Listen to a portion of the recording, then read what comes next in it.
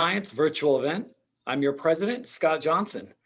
Today, we are going to be talking about winning strategies for product launch marketing. Thank you all for taking the time to join us. And before we begin, we'd like to share with you two exciting announcements. One, our 5th annual women's event, Women in Medtech, will be next month with dates soon to come, followed up by our next in-person mixer, which will be exciting based off the great attendance and engagement we had at our last event.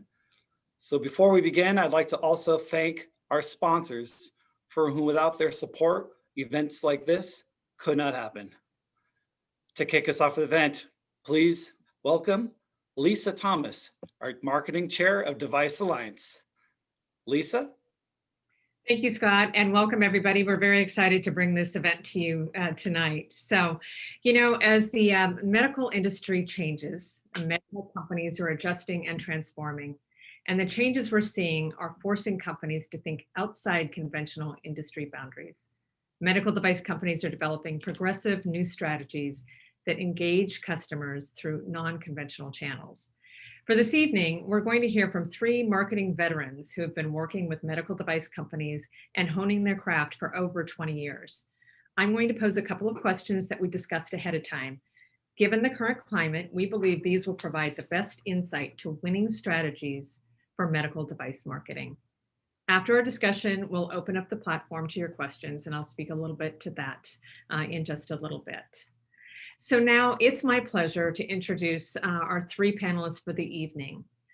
Jen Christopher has over 20 years of experience in the healthcare sector. She's a partner at Bloom Creative, a creative agency focused exclusively on the medical device and healthcare sector. She is also founder of ZingLeap, a high-energy digital marketing group that helps brands through technical innovation and storytelling to deliver on client business objectives. Previously, Jen was the founder and creative director for JLoop and JLoop Health, a creative technology and development firm that specializes in creating memorable online experiences, primarily in the mobile space. Welcome, Jen. Next, we have Zachary Cabanel, who is a brand strategist and founder of State of Assembly, a visual and messaging brand agency. Over the last 5 years, he has specialized in B2B social media tactics for large companies like Microsoft and medical devices such as Clearflow and BreathDirect. Thank you for being here, Zach. And finally, let me introduce Paul Williams, who's president and founder of MediaLine Communications, a strategic communications and public relations firm. With more than 25 years of experience, Paul has designed and implemented many successful global, national, and regional campaigns. These have included media placement and public education programs for the healthcare and medical device industries, among others. Paul's campaigns have reached millions worldwide and won multiple awards. Paul's clients have included Opus Medical, Alphatech Spine, Long Beach Memorial Medical Center, the State of California, the American Red Cross, and many others. Paul is also co-author of the New York Times bestselling book, Off Balance, with Olympic gold medalist Dominique Moceanu, which is currently being made into a series for FX. Welcome, Paul. So now for our first question, let me begin with Jen, and then we'll move through the panel. So Jen, when deciding on a marketing strategy that will work in the medical device industry, there are many factors to consider. As a marketing professional, can you share the must-dos and the don't-evers when it comes to creating a winning marketing strategy? Great, Lisa, thank you. And I want to thank you first for the great introduction. And I'm excited to be presenting with, or discussing today with Zach and Paul. We've all worked together quite a bit and have a good shared energy. So we're excited to be here. Okay, so going through really a list of things that really in thinking it through of what is really important for your audience is develop your sales strategy first. It really is the first thing. It's easy to jump right into the marketing, but with a good solid sales strategy in place, your marketing team, whether it's external or internal, is really able to put together a good solid marketing strategy based on the sales strategy that you've put together. Another thing to really consider is that your marketing team and your sales team really need to play well together. And oftentimes, I think over the years, we've really seen sometimes a combination of sales and marketing, but something to really think about is to put two different hats on two different people or two different teams, and really, develop the synergy so that marketing is able to, learn from sales and hear what really resonates out in the field, and they're able to bring that back to the marketing team and, get their messages out there. Another thing that is also really good to determine up front is to clearly articulate or clearly spell out your target audience. There's so many different hats within the medical world when you're talking about the flow of the sales process within the hospitals. Oftentimes, there's a list, there's the respiratory therapist, there could be pulmonologists, there could be the champions that take it all the way through the process, all the way to the actual purchasers in the purchasing department. And it's important to outline all of those and take each of those target audiences into consideration before you spell out your marketing campaigns. And even more important is to think through what is their mindset, and maybe even take the time before you really start to work with your marketing team on what is their day like and where have they been. An example would be, we have a client that we've been working with that has created some ventilators. And, I think it's really important to take into consideration, the state of mind or where those, the respiratory therapists have been. They're overwhelmed, they're taxed. And as a product, as a new product on the market, is what can you alleviate for that particular target audience? That really, it's good to sort of think that through. Another big one is, and something to really work with your team on, is to, is be authentic, be you. All of you, I know, have great stories to tell. And there's a real authenticity in all of that, and the soul of a company that people want to hear. People connect with other people, and it's easy to think when it's a B2B company, especially in medical, that it's a business to business, but really at the end, it's people, and it's the hearts that you really touch through your product that makes a difference. And there's stories to be told. There's the moment that the idea was created. There's the moment that the people came together to come up with a new sort of breakthroughs in the actual device. And I think lastly, I would say, this is just something I think I've really learned just over the years, which is, when you're going through a strategic marketing process, there truly are three different timelines to think about. You've got the first, which is the agency perspective, which would like to, and it's very important to, is move through a very thorough, methodical process, going through research, going through strategy, the discovery, until we actually get to the idea creation and the creative. And that is one timeline. At the same time, we're also very aware that there's a pace of business, and there is regulatory, there are approvals, there's a financial side that needs to happen. And sometimes those two timelines have to happen together. And sometimes you deviate off course, but to not lose sight of the bigger, longer process.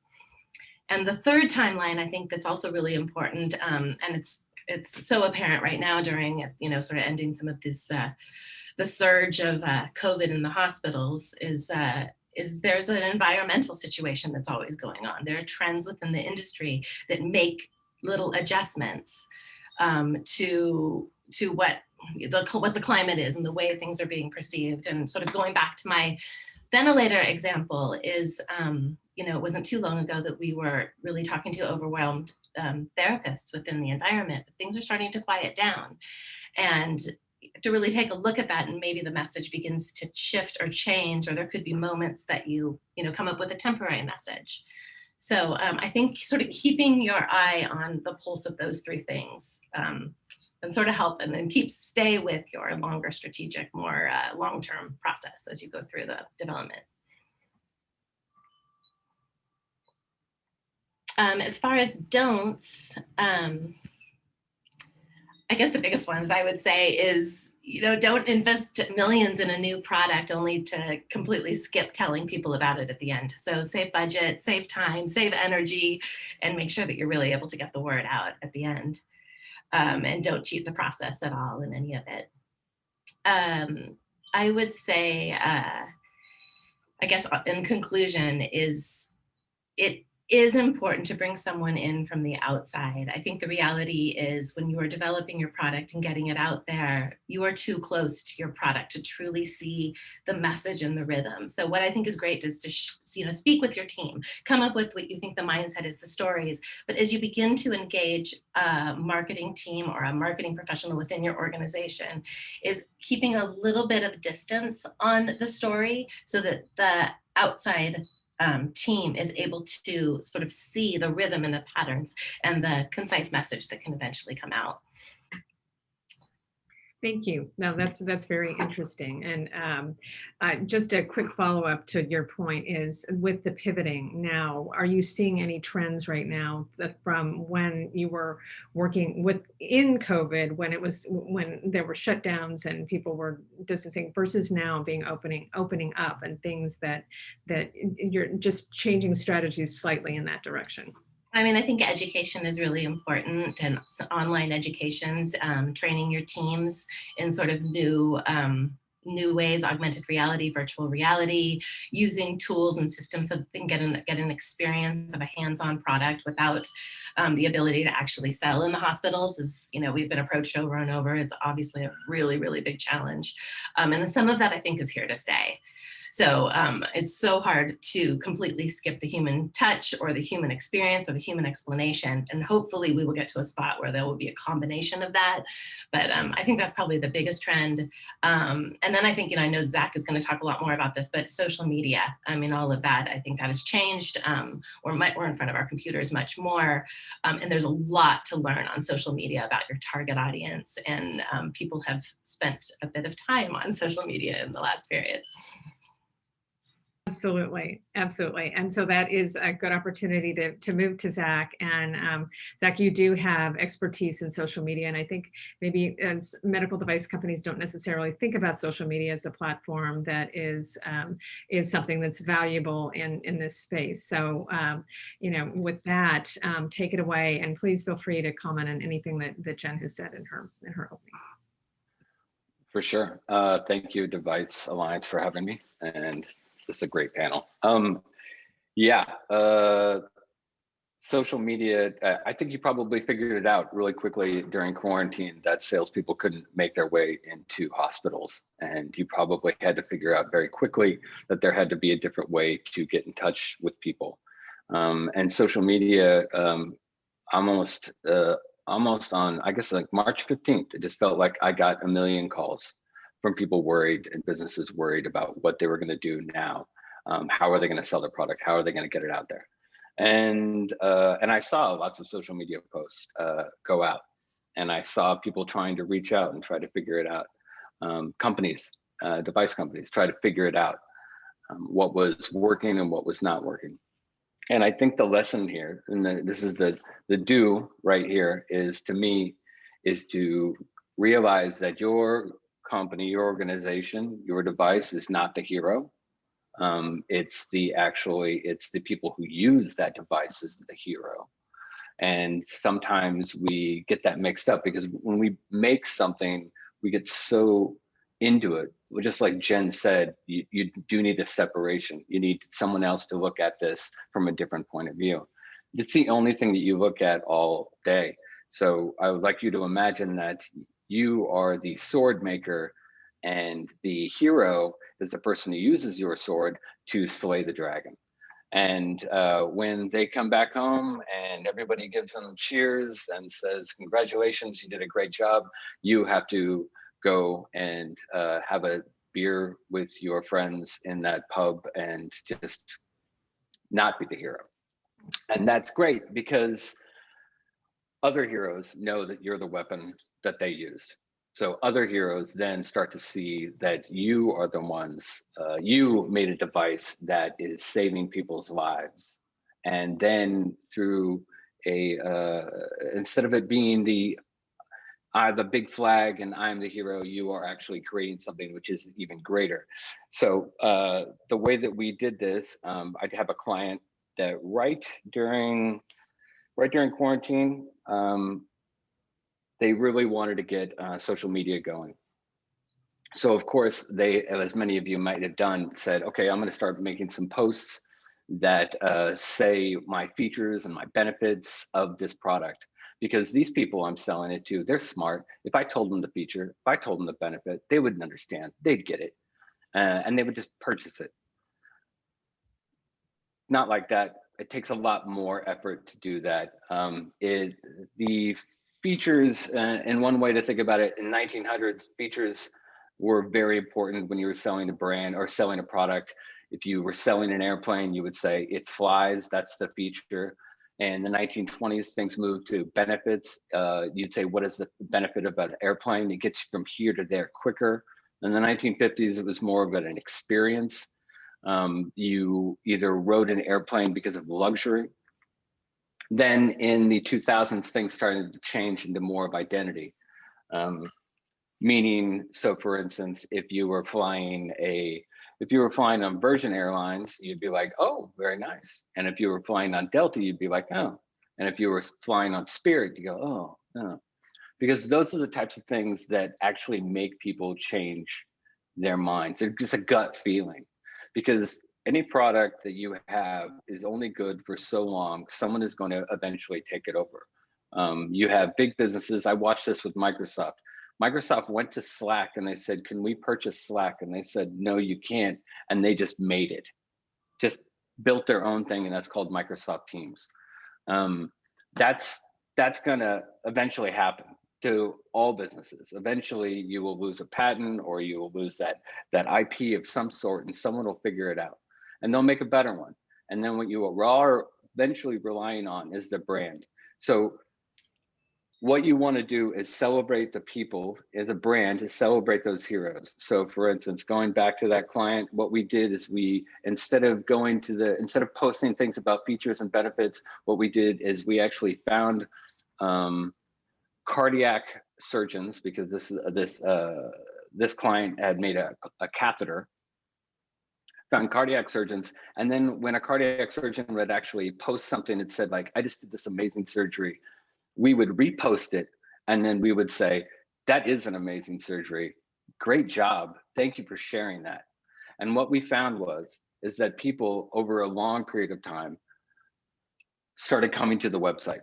Social posts went up, social engagement went up slightly. Didn't really matter, because what we wanted them to do was purchase. We didn't really want likes or shares and anything that in that nature. What we wanted was people to make a purchase. We wanted them to move to the website. And what we saw was that more people started going to the post that we had said thank you, and then moving on to the website. And then we also saw that more searches on Google was happening, because then they recognized that this business was then celebrating them and making them look good. So there's something to be said about doing, like, making friends and influencing people, about talking about that other person and telling them how great they are and being interested in what they're doing. That's the big do. Be interested in what they have, celebrate them, let them be their hero, and you give them that grand weapon. And as part of that, don't confuse yourself with B2C. On social media, B2C social media is just about getting you to think about something, because B2C most of the time is just about the idea that at any one moment they could purchase something. B2B doesn't work that way. It usually takes 3 months, 6 months, a year to get a purchase through, all the way through. So if you keep posting the same thing about your product over and over, you're going to you're just going to irritate them, and they're going to get fatigued and they're going to leave. That's another good reason why you celebrate them.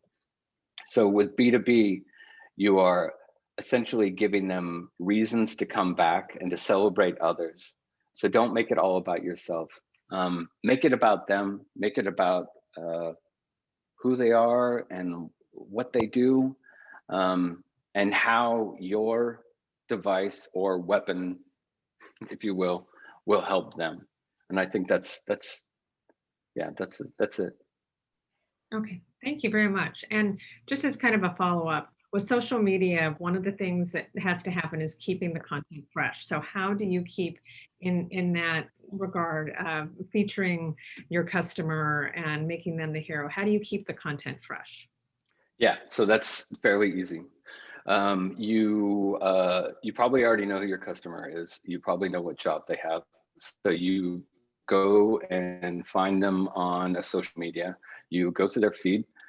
You look at something that they did and you repost it and you say, "That's a great job. Thank you for sharing." And that's all you need to do. But do make sure that on your Twitter handle, on your Twitter page or your LinkedIn page, that page, if you're doing that, that page has to be an advertisement. So it has to be as good as any ad that you put out there.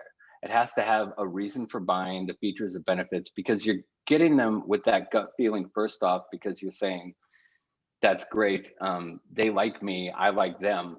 But then once they get to that page, then they realize that your product has benefits and features that could help them.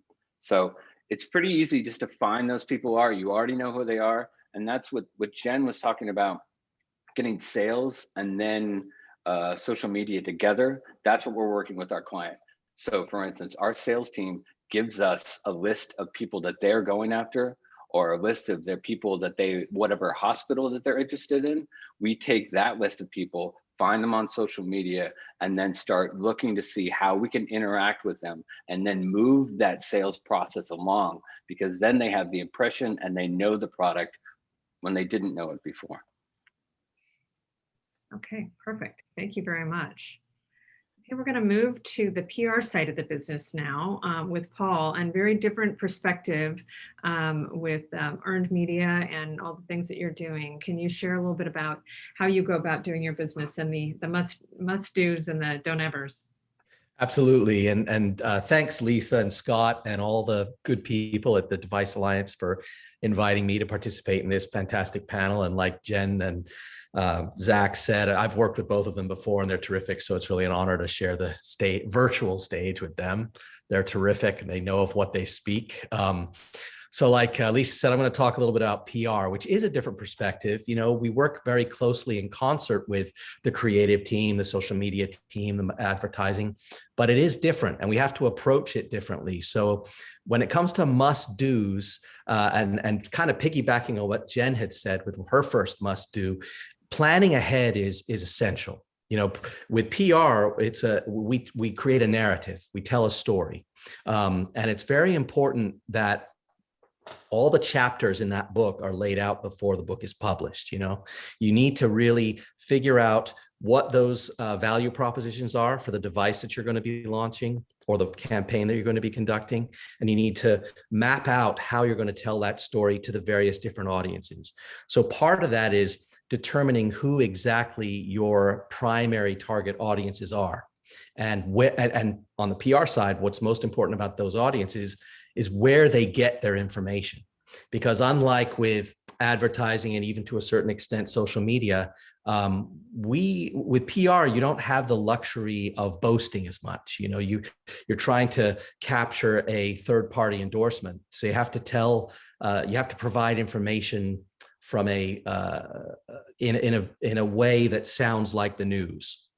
So where do the target audiences get their information? You know, if you're a medical device company, you're marketing to select different customer bases. So specialists, referring doctors, investors, maybe distributors, the patients and patient advocacy communities, they all get their information from different places. So for example, if you're in the diabetes space and you're developing a device that helps patients who have diabetes, they've got a very proactive patient advocacy community in the diabetes space. There's chat boards, there's resource stations essentially online that people go to get their information. So it's no longer just traditional, let's put a press release out over the wire for PR, and if we're lucky, get in a trade. You need to have a whole catalog, a whole laundry list of all those targets that you need to hit. And press releases are still very important. To me, it's the tip of the iceberg. It's where you get to sort of launch your story, but you also need to find ways to plant those seeds, get those third-party endorsements rolling in a lot of different places. And as part of that narrative as well is the other big must do is to establish your company as an expert in the space, in the field that you're a part of. So if you are a diabetes or a cardiovascular or a sports medicine company, part of those press releases that you put out, too many companies make, I'm jumping ahead to don't evers, but a lot of companies make the mistake of just talking about the product and what it does. That's important, of course, but setting up as part of your narrative the need is essentially important as part of your PR strategy. You need to be able to, that's the first chapter of the story, is getting the buy-in, not just from the clinical community, but from the general public and investors. Knowing that there's a need for that product that you're about to introduce is a hugely important part of everything we do. And I know that's true for what Jen and Zach do as well. But in PR, you can't really have an effective PR campaign without establishing that need and then answering, so you're sort of saying, what's the problem? And then the solution. And the solution is the launch of the product. So then you just need to find ways to announce your new device multiple times. You can't, like Zach said about social media, you don't want to keep saying the same thing over and over again.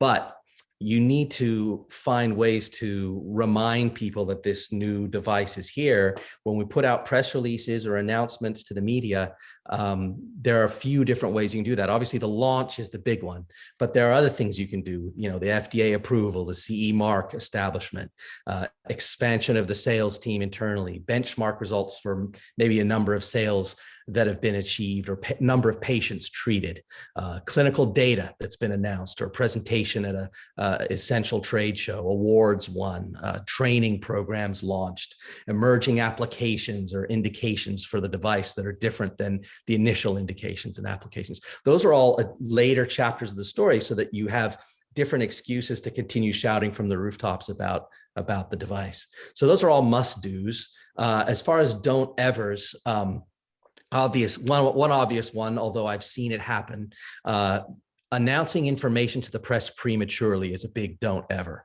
Putting out a press release before, saying maybe you make your company makes the mistake of having a little bit of initial data from a study that's being done, and then you make the mistake of putting a press release out about the study before this actual study has been published or is completed. That's a big mistake in the medical device world on the PR side, because you're really chipping away at your credibility as an organization, and with that media. When you announce something prematurely, you're also sort of blowing the opportunity for that big splash. That when you want to make your first impression is very important, and you don't want that first impression to be a little piece of the message because you're not really ready with the whole message yet. Another don't ever is making your press releases and PR materials sound too much like infomercials. With your creative team, they can do a great job getting the sales pitch out in the form of a creative advertisement. But in PR, you really can't do that. You shouldn't. Some companies do. They've tried to put press releases out that read like commercials for their products.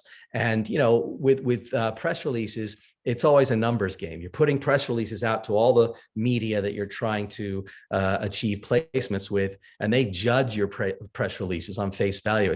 They're harried, they're busy people too, and they want to, when they have 40 different press releases to look at, they want to plagiarize at will the ones that are written in a journalistic sense that really sound like news that they can then take and reproduce. And that's what we really want when we put a press release out, is for the publications that we want to just take it as is and not have to change too much in it. If your press release reads like a commercial, no trade publication is going to publish that as it is, so they may not want to take the time to rewrite it. So your pickup ends up being a lot less. Another don't ever is trashing the competition. In the medical device space, it's really not Coke versus Pepsi, right? It's a totally different world. We're working with doctors and clinicians as our customers, as our clients' customers, who use a lot of the competition's products, and they might be very loyal and very proprietary about them. So we don't want to offend or upset or look bad or ham-fisted in the eyes of those potential customers. I always work with my, almost all of my customers have disdain for some of their competition, but I work very closely with them when we put our press releases together. There are a lot of clever ways that you can establish yourself as the best or the first or the only one that does X, Y, or Z without insulting the competition for not doing X, Y, or Z. The message will be carried forward and you can still come across as a classy organization.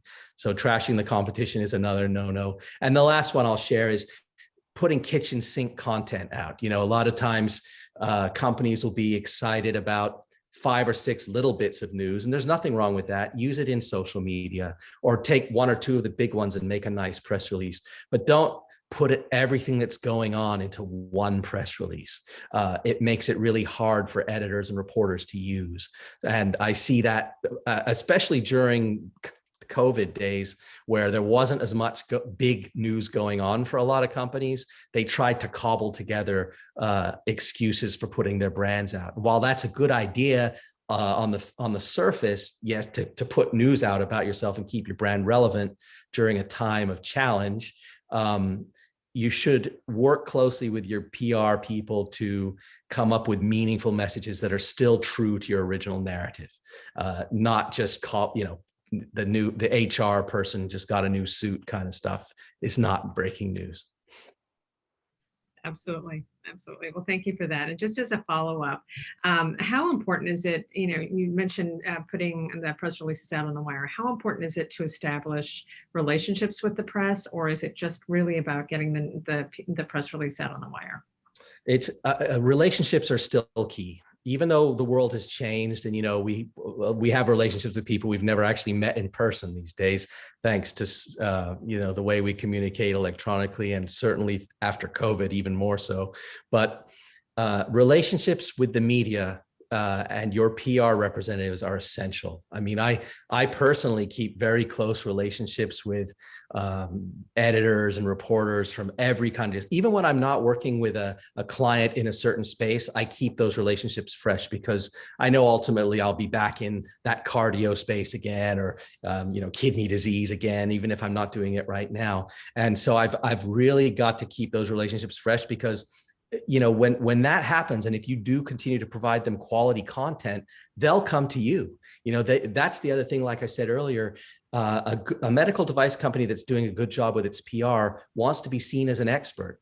So it's really important that the reporters in that space come to them. So if they want to know, what's innovative, what's going on, what's new in the world of sports medicine, hopefully they'll come to that orthopedic company in Orange County that's doing something unique in sports medicine because they've sent them quality content in the past. They've been cooperative. They've answered questions in a timely fashion, and they've been good communicators with them.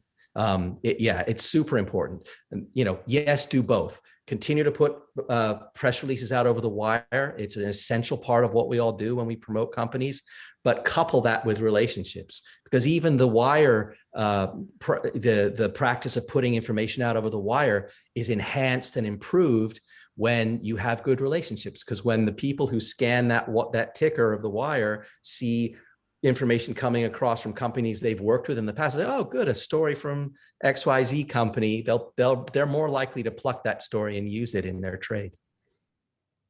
Yeah, great point. Thank you so much. All right. All right. So our second question, we're going to move to looking at an agency and hiring an agency. So I'm going to pose this to Zach first. When a medical device company is looking to hire a marketing agency for their business, what should they look for and what should they ask a potential agency? And is this different depending upon the size or the stage of the company? Yeah, let's see. I didn't know I was going to go first, but yeah, I'll jump this one. So yeah, most of the time I would say that when you're, I would say that especially sometimes you, how do I put this? as far as it goes for a social media, I can answer that pretty quickly, is that you don't want to find someone who's doing social media based upon the idea of just taking your content and then repurposing it over and over. Because after a period of time, it gets, like I said, it gets a little low. You need to find someone who is a little bit more creative in ways that they can find different avenues of trying to get more people to your website. And if they talk about this has 10,000 likes and this has 50,000 shares, that's not always that great. If you ever heard of the phrase Schadenfreude, Schadenfreude is like when you laugh at someone because something bad happened to them, and that is great for likes and it's great for shares. You can get many, and if we want to take you and you videotape you and you drop your device and it breaks into 1,000 pieces, that's Schadenfreude, and that will get you lots of likes. The wrong people. So that's what you need to pay attention to, not necessarily the end result on the platform itself, but how many people are coming to the website based upon what kind of campaigns that they are running. So I think that's, I would just look through their portfolio and you can really easily see if they only show you things that are just about the device or just about getting likes, then it's probably not a great fit. Try to find someone a little bit more creative. Okay, perfect. And does it matter the size of the stage of the company for the agency that they would look for? Oh yeah, sorry. Certainly. Bigger agencies, if you spend more money, you'll get a better product for the most part. That's just the way that kind of works when it comes to agencies. If you're going with a smaller agency, it will only get you so far because they only have so much bandwidth to take care of you. And smaller agencies will end up getting lots of different clients and not giving you all the love that you want. So if it's something that a client actually taught me is that yes, I could go about doing little things for a lot of different people, or what would get me out of bed is someone who pays me a good amount of money and then I will just move everything away from them just for them. So maybe in the beginning, you do it for yourself a little bit and see what works. And then check the bandwidth, every year and see if that social media team and that marketing team or that agency is growing with you. And because at some point it's not going to fit. So I would just check it every year. Okay, perfect. I think I'm going to go to Paul second this time. Paul, when it comes to hiring a PR agency or communications, what are some of the questions that a company should ask? And again, does it matter depending upon the stage, the type of company and the type of things that they should look for within an agency? Sure. I'll start with the second question first. As far as the size of the medical device company, the healthcare company that's looking to hire that agency, when it comes to PR, at least my philosophy is size doesn't matter in this case, because you could have a Medtronic company that's a global player, or a Johnson & Johnson type company, or you could have a small startup company. I think they both deserve and require the same amount of attention from their PR plan. And the smallest, newest company in the world should behave like Johnson & Johnson in terms of they've got something special that they believe in too, and it should share just as many column inches in the trade publications as the big guns have. So to the first question, so when that medical device company, regardless of size, goes to interview or look for a PR company, I think one of the first and most important questions they should ask is, who's going to be handling my account? Because if you go to a really large, a gigantic agency, while there are some benefits to that, the chances of you getting someone who's very experienced and who has who will focus on your company, unless you are Johnson & Johnson, is very slim. You don't want to end up with an intern. You want to end up with someone who, so that's what I like about the boutique PR firms.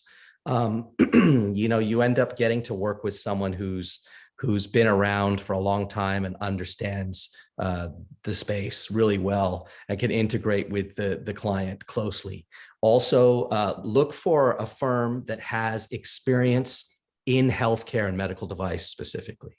I say that because, you know, you'll go to some firms that are great and are creative and have some clever ideas for PR, but they may not be well versed in the unique language, the trades, the regulatory processes that are essential for the PR firm to understand. If you could take that learning curve out of the way when you establish a new relationship with a PR firm, you're several steps ahead of the game. So that's another question to ask is, show me what you've done, or tell us, have you worked with companies like ours? And have you been active in that space? Also, journalism chops, you know, they teach PR in school today, which is great. But I'm finding, to my dismay, with a lot of junior PR execs that are coming through, they're talented in some of the aspects of PR. But to me, always, you know, and I was trained, I'm a little biased, I suppose, because I was trained as a journalist, but I like press releases to be written, like I said before, that can be just lifted and plagiarized by the editors that you're sending them to. So if you're working with a PR firm, that, you know, you can get great creative language from your creative agency, but from your PR firm, you need journalistic language. You need language that will be easily placeable and achieving those third-party endorsements with the media that you're trying so hard to win and to get in front of your audience with. And lastly, important, and Zach touched on this a little too, is willingness to collaborate. If you're hiring a PR firm, are they going to be able to, because some PR firms are very proprietary. They don't want, they poo-poo getting in the sandbox with the creative agency or the social media team. The best PR people, in my experience, and I like to think of myself as one of them, enjoy the process of collaborating with a good, smart social media person like Zach, or a creative agency like Bloom. It's so important to be able to sit together, because that way, you know, that all-important element of narrative becomes really fine-tuned. You know, the creative agency is no doubt doing some market research and putting together, you know, very important messaging. The social media team is doing things with language that that involve keywords and other things that can also cross over into the press releases and the articles that we place on the PR side. So if you ask a potential PR person or PR firm if they collaborate well with your ad, you know, your creative team or your social media, and they don't, I would run, because it's really important to get collaborators working together. Yeah, that's a very good point. And speaking of collaborators, let's move last but certainly not least to Jen. And both from a creative standpoint and also branding agency, what advice would you give to somebody looking for a potential agency? And does that differ depending upon the size or stage of the company? Well, first of all, I'd say it absolutely differs between the size of the agency. And I think there's a lot of different aspects to think about. I think number one is there's quite a few different roles in even the small agency setting. So you'd have a project manager, a strategist, a creative, and technology. And right there, you have very different brains and ways of thinking. And the beauty of an agency or a group that works together is there's a real good yin and yang with all of those types. So you have a project manager thinking time, target, budget. You've got a creative who's sitting on top of the strategy that is created. And that is their sole purpose, is to stay on target with the strategy. The creative works off of that and can create ideas on top of the strategy. And then the technology brings it all to life. And those are key elements. Now you can get those in a very small team. It's also possible to get what sometimes we say is like a garage designer, and that would be probably a sort of a one-man band or somebody that can come and work for you. And they're few and far between, but sometimes if you're budget conscious and you're early on in the startup stage, that can be an option for you. The challenge there then, though, is the strategy and the sort of the project management lives inside of one brain. And oftentimes it's not seen in briefs and creatives. And when you are going to collaborate with PR and the social team and pieces like that, there's not really documents to go off of. And if you lose that person, you really lose sort of the guts of it all. So you kind of got to match the budget. So obviously, depending on where you are. And then find the team that works for you. You've got the small agency, you have the large agency, and obviously the large agency has really great ideas and things that they can pull off a shelf, but it's also for a pretty penny. You'll work with specialized agencies. You could work with overseas, which can be definitely a benefit as far as price is concerned, but a challenge when you actually need something that's going to be on target within a certain amount of time. And I've sort of worked in all of those different sort of areas, but I think that's the sort of one of the pieces to try to think about. If it were me, I think the first thing I would do is take a look at your team and think about who's going to be the single point of contact for marketing. Do you have a CMO? Do you have a marketing manager? Or is it a marketing director? And in that case of that person or team or expertise within who you have, what are the talents? And do they fall within the project management or creative or technology? And then I'd go and I'd interview different agencies and ask what their team is made of. And just like Paul said, collaboration is key. If they're willing to work with you and your internal team, then they're collaborators. Maybe you have somebody that can actually develop a website, but they're not a creative, and you can sort of partner in that way and work together. And then you start really building something that uses efficiencies and really leverages everybody within the team. And then just like Paul said, again, the collaboration is just so important with other team members and things like that. And I guess lastly, as in this, Zach would say, Paul would say, it's really important to find a team that listens and really listens to your challenges and what your product has to offer, and listens to the target audience and takes all of that in to start to really develop a real good strategy. I think often, agencies, as they move into the medium-sized agencies, there's a little bit more of a product that's created that you may get somebody else's solution applied to your particular device. And especially when you have something unique and interesting and it fits in a certain area, you may not realize that right away. But if it were me, I really would evaluate, what is that dialogue like? Are they selling me something? Are they selling their features and benefits? Or are they really listening to what makes you unique and special and in your environment and about your product? All right. Thank you so much. Thank you all for your perspective. Very interesting. We are now going to move into the Q&A section of the event. And so for that, you all have a reaction button on the bottom of your screen. And so we're going to let you ask your own question for those who are here this evening. So if you just want to raise your hand, if everybody can try that and just raise their hand so we know that it works. And then we can, let's see. Yeah. Okay. Anybody here? Just do or a thumbs up. That will work also. And so we're going to open it up to questions. Any questions from the group?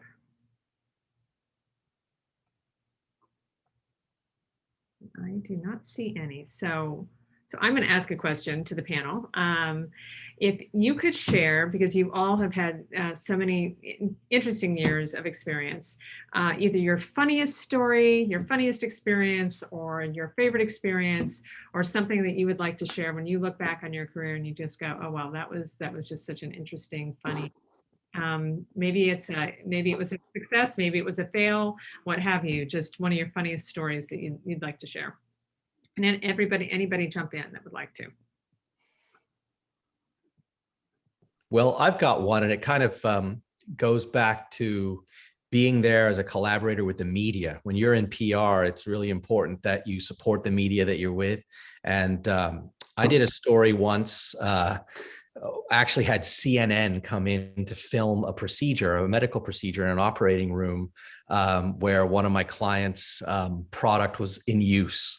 And the guy who came in, the cameraman from CNN who was capturing the footage, the reporter came first, interviewed the surgeon, and left, and that was fine. The cameraman was asked to capture some footage of the procedure, and the procedure was a elaborate, shall we say, intense and somewhat grisly procedure that you wouldn't be able to really show on television anyway.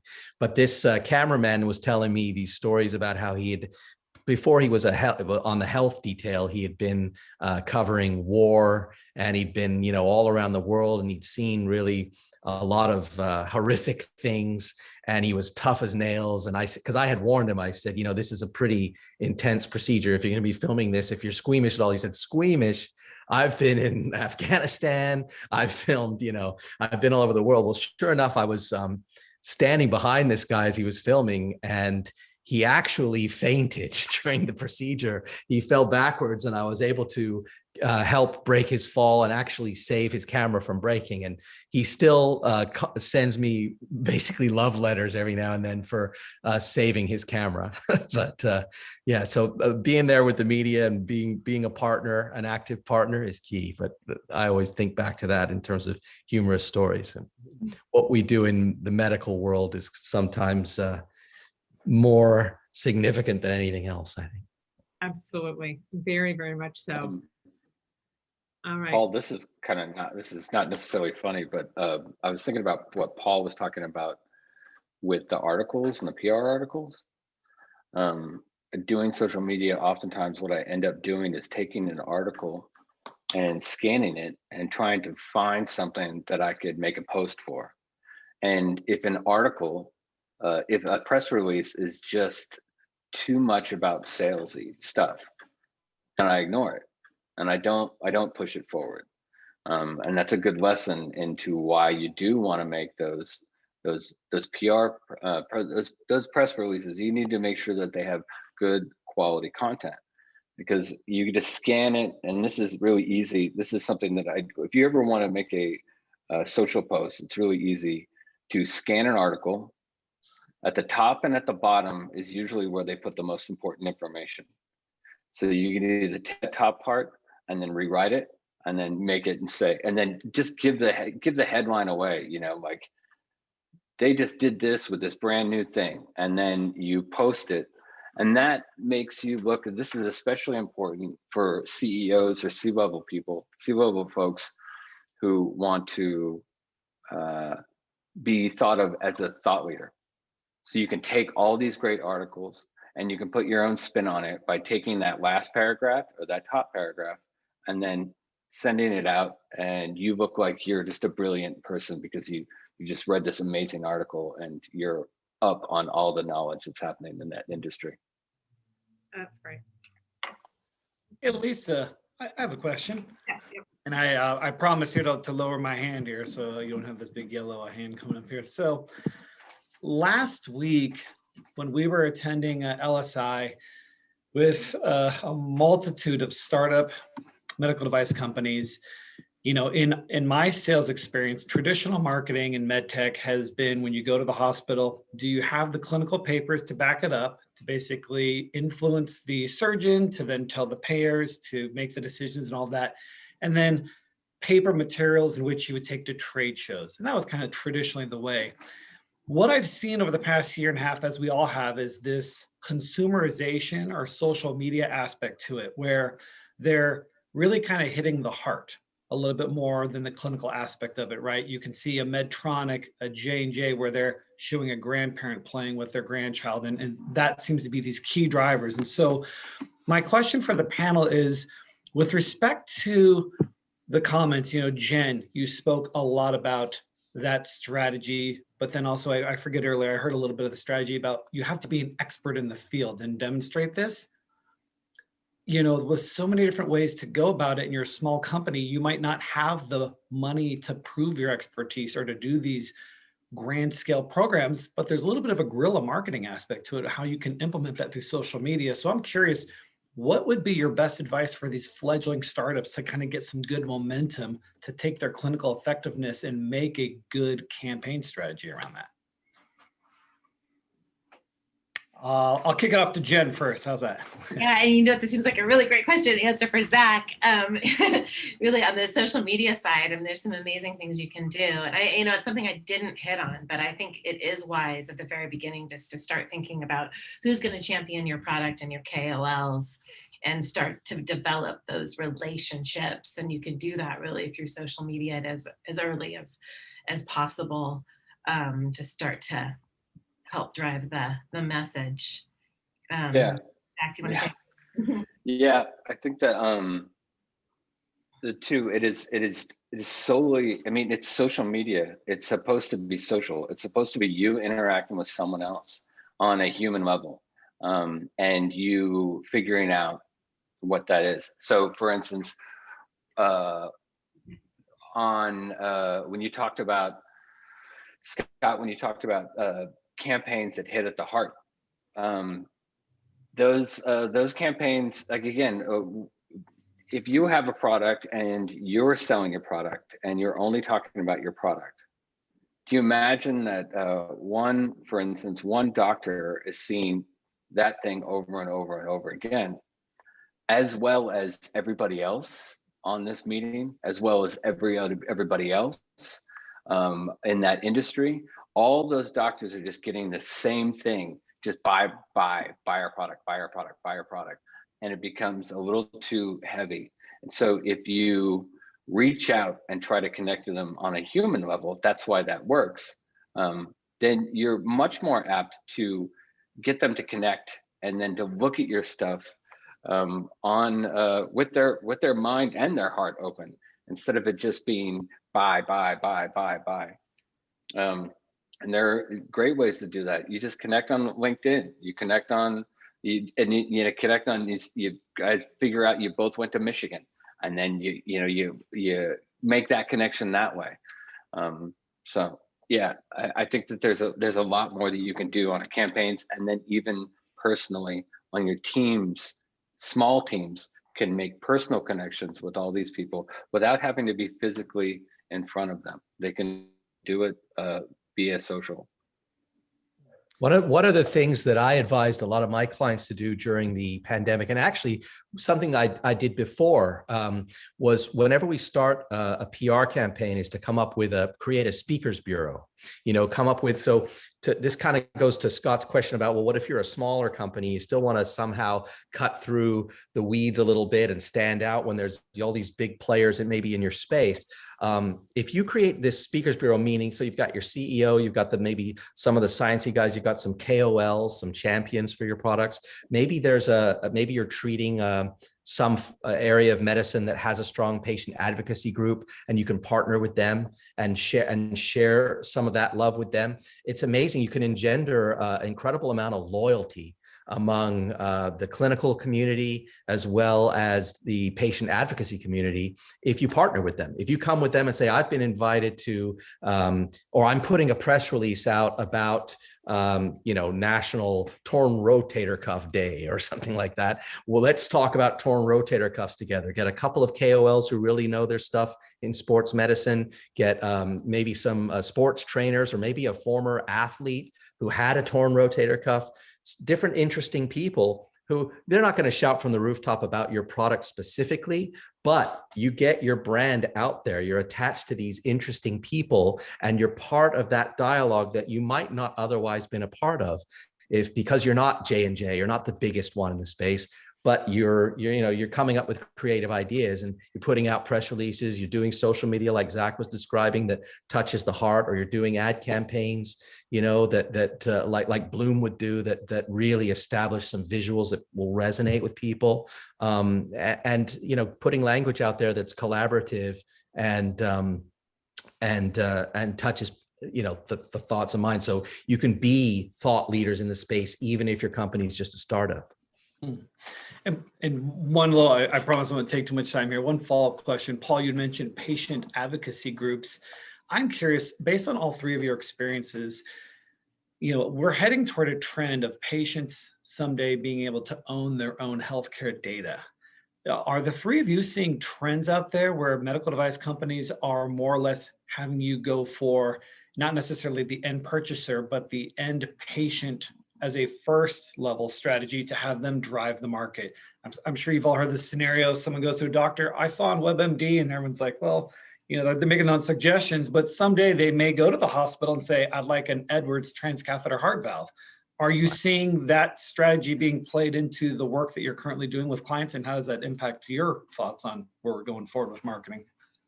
Yeah, I mean, many years ago, I started my firm back in '96, and I think one of my first big medical device companies back in '97, '98 was Interpor Cross, which was a Irvine-based medical device company. It was a spine company. They don't exist anymore. They were bought out by Biomet, but Interpor Cross.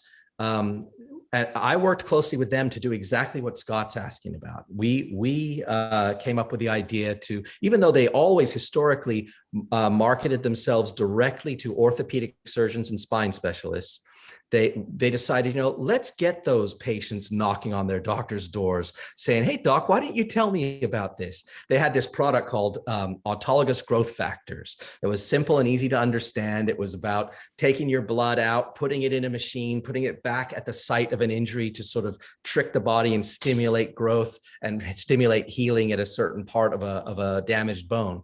And we decided, we're still marketing to those doctors. Yes, that was just something we did, but we did a whole campaign that was patient advocacy driven.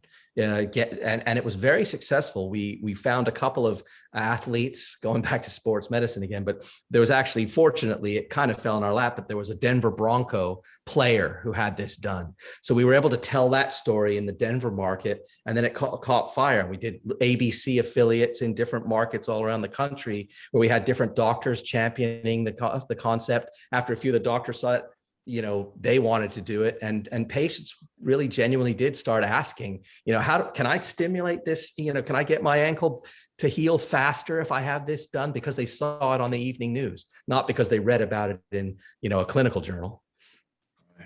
Yeah, that's why wouldn't you? The democratization of all this information, why wouldn't you go and talk to the people who are ultimately going to be using that product, whether that's inside their body or not. It's worked well for pharma, and it's worked well for children's toys. It's something you need to just go right to the person who is going to use it and speak to them on their level. And I think it's a great exercise to ultimately get the pain points and leverage those people, because they're going to push it and their families are going to push it more than I think a doctor would. I think really, ultimately, their family wants to see that person being taken care of. And that's where you want to get to that point. That's right. And to add to what Scott was asking too about the trends currently. So at the time, that I worked on that project back in the late 90s, it was an anomaly. It was very unusual for a medical device company to do that. But now, especially during COVID, I'm finding, as Zach's describing, why wouldn't you? And more companies are seeing that. And I think, good creative agencies and PR firms and social media teams are helping sort of shine the light on the path for them that way. I think it's definitely a trend that we're going to see more and more of. Almost all my clients do it, even the ones who never had done it historically. Yeah, and if you don't know how, an agency knows how to do it. You may not have that understanding of how do you figure out how I'm going to get that the person who has the person who's getting that product.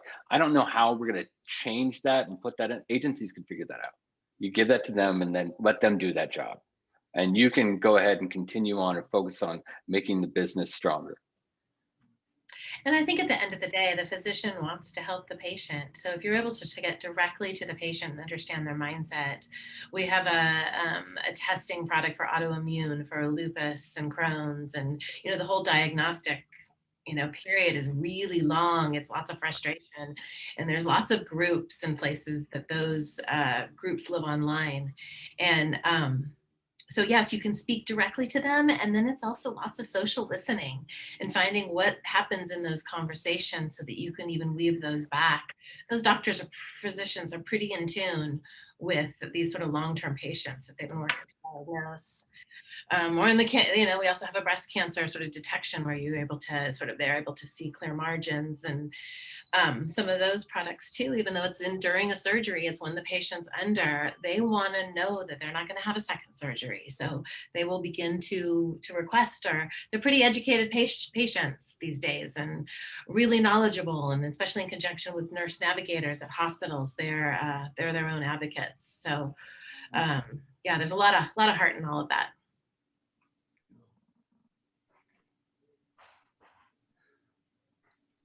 Well, Sorry about that. Didn't realize it was still muted. We've got one more question from Jeremy. It's how early do you recommend engaging with a marketing or PR firm for a startup? And Jen, let's start with you. I would start conversations pretty early.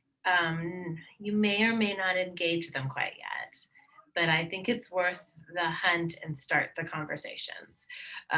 We have had a product that we had discussions with for a very long time that was working to get their emergency use approvals. And I think we weren't necessarily engaged, but we were sort of in partnership and on their team, and understanding of the process and able to sort of see the trends. So if an agency is willing to do that and go with you a little bit on that journey until you're really ready and have a budget ready and are ready to, like I said earlier, have a sales process in place and a sales strategy and some of those things, I would say the earlier the better. Not all agencies are willing to do that, but I would go for early. I personally, as a strategist and a marketing strategist, I like to really understand it at its core and be a part of the team. I would second that. I agree with Jen very strongly on that. I think that even when the budget isn't there, as I said earlier, narrative on the PR side is really important. So, I really like to at least meet with companies who aren't ready yet, just to help them establish that narrative so that when they are ready a little bit further down the road, that there's no surprises, because it can be panic stations if they haven't prepared in advance. If they suddenly say, oh man, we need to do a marketing and a PR campaign right now, and and they're starting, it can be frustrating for them. It can be a lot stronger if they've taken the time early on to meet with an agency and sit down and if, like Jen says, if the agency is willing early on to sit down with them and sort of hash out, what is that narrative going to be, and then look at prospective timelines, because we all know that, FDA approvals don't always come when they're supposed to come, and things aren't always ready, and regulatory approvals don't always happen as fast as you'd like, or sometimes they surprise you and are faster. So mapping everything out and knowing, okay, when this happens, we want to be, 60 days out from our press announcement, that kind of stuff, then they'll know, and they've already had those discussions about what the value proposition of their brand is and what's unique and special about their product and who they're trying to reach and why. So yeah, early is you can't be too early, in my opinion, for those conversations. I've seen businesses not engage with agencies and figured that they would be able to figure it out really early. And I find out that they did need to do that work and then had to stop everything. And then they engaged with agencies, got everybody on the same part, and then found out that they had to go 2 steps back and then go forward again. And that really hurts, especially when you're trying to hit a moment, because campaigns do much better when things are trending and they hit a moment. If they hit the right moment and you're ready to go, that's when it just goes and it lights. And if you miss that because you didn't, even just talking to someone, and again, you just get on social media, have a question, say, it's like that whole interview thing where you're like, hey, can I take an hour of your time and ask you a few questions? That's the way you do it. You know, you don't have to necessarily pay for them. Maybe you just pay for lunch. I mean, you can pay for my lunch. That's fine. You know, I'm okay with that. And I love to talk about what I do. So that's the type of thing that you could do really early without getting the whole agency behind you. That's great. Great perspective. Oh, thank you all. I love the panel. It's a great perspective from everybody. We are going to move now to breakout sessions.